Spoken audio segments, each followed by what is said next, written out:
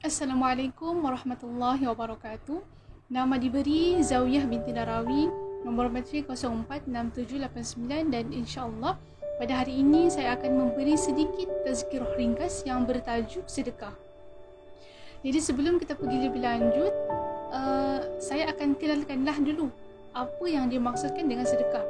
Jadi sedekah dari segi bahasanya adalah dia berasal daripada perkataan Arab, iaitu sedekah yang bermaksud benar. Manakala dari segi syarak pula adalah sesuatu pemberian kepada seseorang yang memerlukan secara ikhlas dan niat kerana Allah Subhanahu Wa Taala, tanpa dibatasi oleh waktu dan jumlah tertentu, dengan tujuan untuk kita dekatkan diri kita kepada Allah Subhanahu Wa Taala. Saudara dan saudara sekalian, apabila kita bersedekah, hendaklah kita mendahulukan orang yang terdekat dengan kita terlebih dahulu. Contohnya macam adik-beradik, saudara mara, jiran tetangga, sebelum kita menghulurkan bantuan kepada orang lain.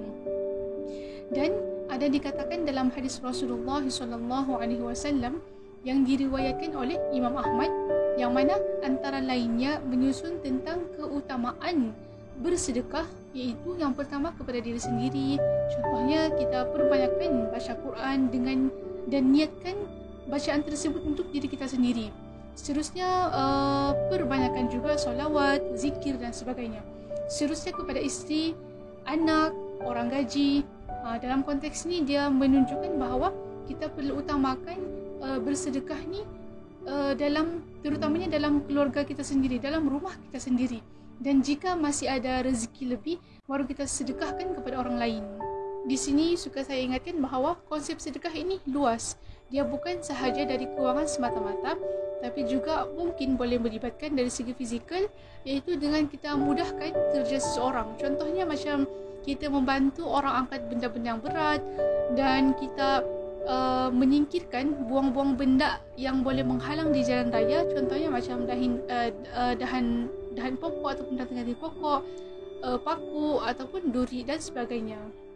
Seterusnya, senyum juga merupakan salah satu sedekah. Selain itu, bercakap kata-kata yang baik, kita doa-doa yang baik, kita berbahasa sopan santun, dan kita memberi pakaian lama kepada orang lain. Jadinya nak kata sini, konsep sedekah ni dia luas dan bukan melibatkan duit semata-mata. Kalau contoh kita ni seorang pelajar, mungkin dah kita ni belum mampu dari segi kewangan untuk bersedekah.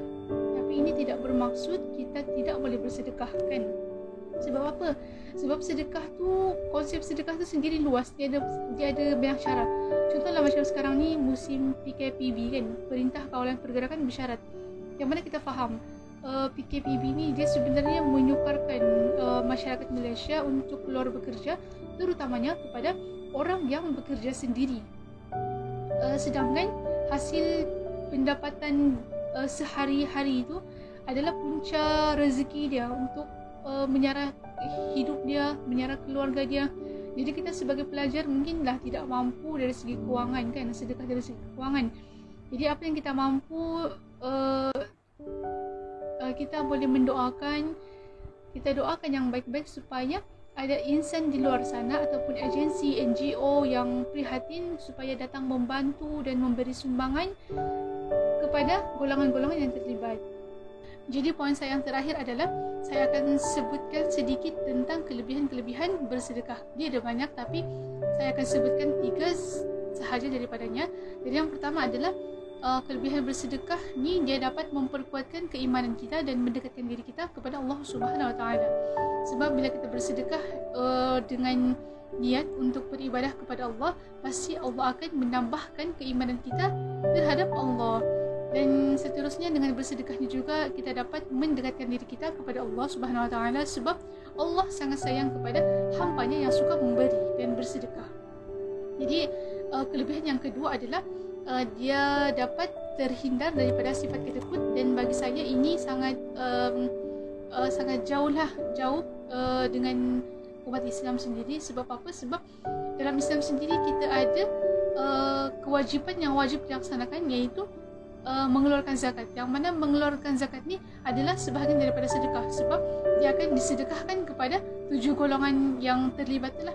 Dan yang terakhir adalah dapat bertambah rezeki dan mendapat keberkatan. Dan yang ini kita kena yakin bahawa setiap sedekah yang kita lakukan pasti Allah akan gantikan dengan yang lebih baik. Mungkin dah kita tidak dapat seperti apa yang kita hulurkan sebelum itu, tapi mungkin Allah akan gantikan dengan kehidupan kita yang lebih tenang, kesihatan yang baik, kelancaran dalam beribadah ataupun bekerja dan sebagainya. Sebab rezeki Allah itu luas. Jadi apapun yang kita dapat, kita kena terima dan kita kena bersyukur dengan apa adanya, sebab itu semua pun nikmat daripada Allah Subhanahu Wa Taala. Jadi akhir kata daripada saya, perbanyakkanlah sedekah untuk bekalan amalan kita di akhirat kelak. Wallahu a'lam.